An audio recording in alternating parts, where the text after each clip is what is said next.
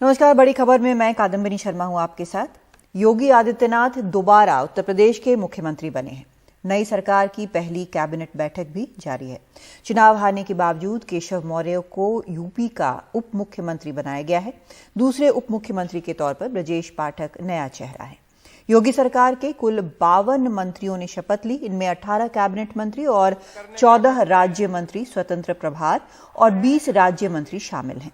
सुरेश खन्ना, सूर्य प्रताप शाही, स्वतंत्र देव सिंह, बेबी रानी मौर्य, लक्ष्मी नारायण चौधरी, जयवीर सिंह, लक्ष्मी नारायण चौधरी और धर्मपाल सिंह कैबिनेट मंत्री बनाए गए हैं।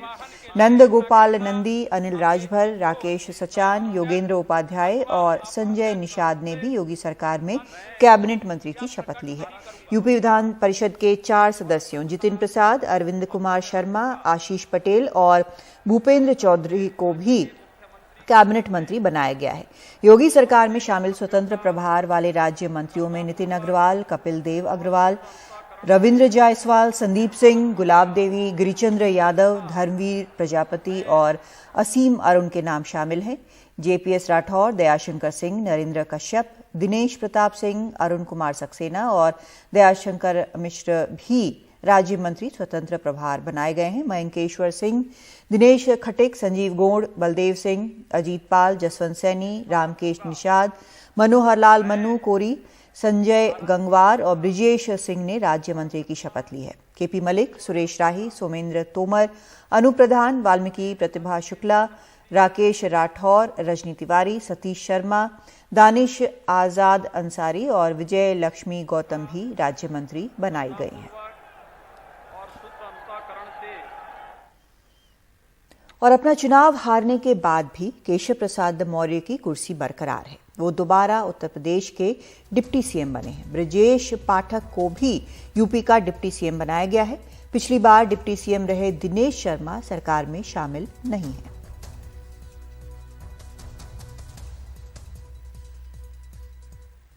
और मोदी सरकार की तर्ज पर योगी सरकार में भी तेज तर्रार अफसरों की एंट्री हुई है। पीएम मोदी के करीबी पूर्व आईएएस अरविंद कुमार शर्मा और पूर्व आईपीएस असीम अरुण को मंत्री बनाया गया है। हालांकि लखनऊ की सरोजनी नगर सीट से विधायक चुने गए ईडी के पूर्व अधिकारी राजेश्वर सिंह मंत्री नहीं बनाए गए हैं। योगी सरकार के 52 मंत्रियों में 5 महिलाएं भी हैं। चर्चित नाम बेबी रानी मौर्य को कैबिनेट मंत्री बनाया गया है। गुलाब देवी ने राज्य मंत्री स्वतंत्र प्रभार के तौर पर शपथ ली है।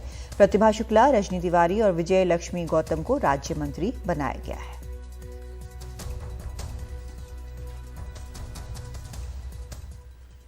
रुक करते हैं कुछ और खबरों का। बीरभूम के रामपुर हाट मामले की जांच अब सीबीआई करेगी। कलकत्ता हाईकोर्ट ने ये आदेश दिया है। घटना में 8 लोगों की मौत हुई थी। हाईकोर्ट ने राज्य सरकार की मांग ठुकरा दी है। राज्य सरकार ने बंगाल पुलिस से ही जांच कराने की बात कही थी, लेकिन कोर्ट ने ये मांग नहीं मानी है और 7 अप्रैल तक कोर्ट को जांच रिपोर्ट सौंपने का आदेश दिया है। आदेश को रोकने के पीछे कोई वजह नजर नहीं आती, ये हाईकोर्ट का कहना है।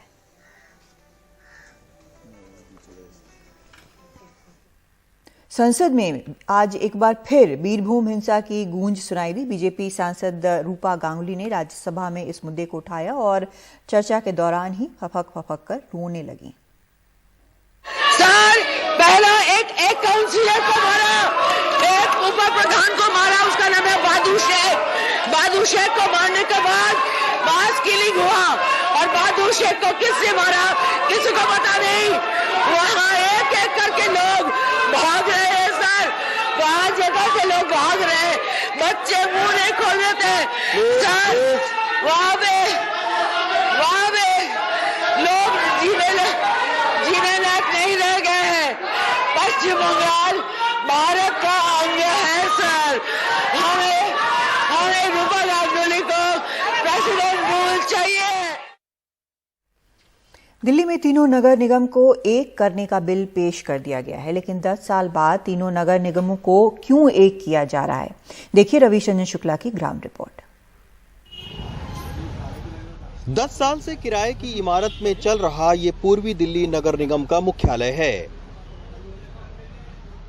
संसद भवन में जहां एक तरफ तीनों नगर निगम को एक करने का बिल रखा जा रहा था, तो दूसरी ओर 4 महीने से बकाया तनख्वाह के लिए बेलदार स्थायी समिति के चेयरमैन से बैठक कर रहे हैं। खुद स्थायी समिति के चेयरमैन BS पवार को 5 साल में महज 30 लाख रुपए अपने वार्ड के विकास के लिए मिले हैं। सोचिए इनके वार्ड का कितना विकास हुआ होगा। आप देख रहे होंगे ये सब लोग हैं, ये बैठे हुए हैं सारे लोग, ये तो एक बानगी भर है। अभी दूसरे लोग भी अभी गए, पेंशन वाले गए, उनको 4 महीने की पेंशन हम दें। जो रिटायर होने के बाद जो इसने हमारा काम किया, निगम का काम किया, वो ये आशा करता है कि मुझे पेंशन मिले। पेंशन भी नहीं उसके 4-5 महीना चल रहा है, उसकी पेंशन दे पा रहे हैं। और ये भी ग्रुप के जो ऑफिसर रहेंगे उनका तो तनख्वाह छोड़ दी, उनको 5, 5.5, 6 हुआ। टीचर्स 5 महीने से AB ग्रुप का तनख्वाह नहीं दिया। तीनों नगर निगम को एक करने से क्या कर्मचारी खुश हैं, ये जानने के लिए हम आनंद शर्मा से मिले।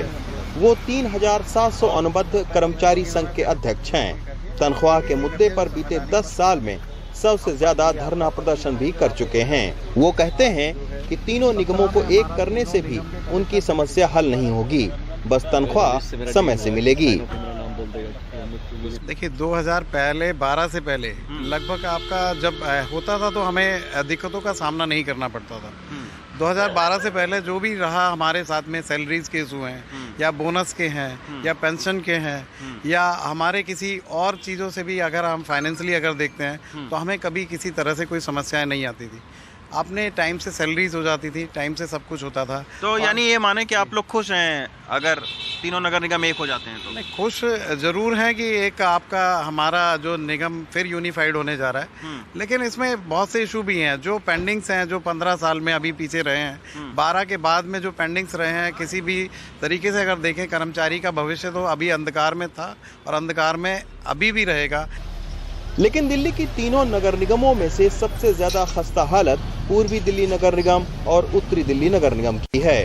आंकड़े देखें तो पता चलता है कि पूर्वी दिल्ली नगर निगम की सालाना आमदनी 350 करोड़ रुपए है और खर्चा 600 करोड़ रुपए है।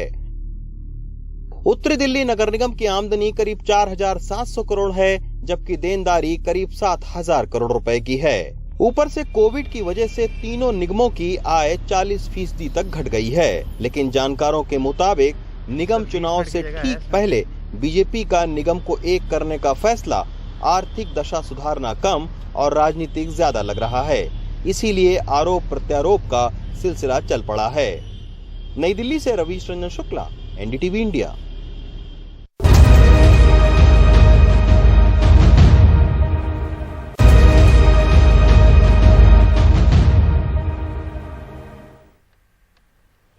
भारत ने कहा है कि चीन के साथ रिश्ते सामान्य नहीं हैं और जब तक सीमा पर स्थिति ठीक नहीं होती रिश्ते सामान्य नहीं हो पाएंगे।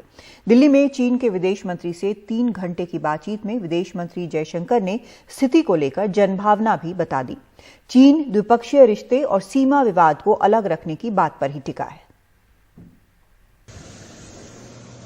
चीन के विदेश मंत्री के इस दौरे का आधिकारिक ऐलान न भारत ने किया न चीन ने, लेकिन शुक्रवार सुबह NSA अजित डोवाल से उनकी मुलाकात 1 घंटे चली और विदेश मंत्री S जयशंकर से 3 घंटे। सूत्रों के मुताबिक NSA ने सेनाओं के पूरे डिसएंगेजमेंट की बात की, तो नियम से हटकर इस बातचीत का ब्यौरा देने खुद विदेश मंत्री S जयशंकर मीडिया के सामने आए। कहा हर मुद्दे पर बात हुई, वांग यी को जनभावना से अवगत कराया गया। कहा गया कि जब तक सेनाएं पीछे नहीं हटती रिश्ते सामान्य नहीं होंगे। If you ask me, is our relationship normal today? My answer to you is no, it is not. And it cannot be normal if the situation in the border areas is abnormal. And surely the presence of a large number of troops there in contravention of agreements is abnormality. चीन के विदेश मंत्री के दिल्ली दौरे में उनके बेहतर रिश्ते की इच्छा जाहिर करने के बावजूद सीमा पर हालात सुधारने के लिए कोई समय सीमा तय नहीं हो पाई, ये साफ हो गया। तो चीन की मेजबानी में ब्रिक्स में PM शिरकत करेंगे कि नहीं, ये साफ नहीं। उधर चीन ने अफगानिस्तान के मुद्दे पर विदेश मंत्रियों की बैठक में भारत को न्योता नहीं दिया है। भारत ने वांग यी को बताया कि OIC में कश्मीर पर बयान बेहद आपत्तिजनक था और ये कि किसी देश के प्रभाव में आए बिना वो अपनी भारत नीति पर चले। चीन में पढ़ रहे भारतीय छात्रों की भी मुश्किल हल करने की भारत ने गुजारिश की। कुल निकलकर इस सब में से यही सामने आया कि अभी फौरन जैसी उम्मीद लगाई जा रही थी कि इस बैठक के बाद एक ऐलान हो सकता है कि जो सीमा का मुद्दा है वो सुलझ गया है, ऐसा कोई ऐलान नहीं हुआ और हाल फिलहाल में बहुत जल्द में शायद ये हो भी ना, इसमें और वक्त लगेगा, ये बिल्कुल साफ है। दिल्ली से कादम्बिनी शर्मा, एनडीटीवी इंडिया।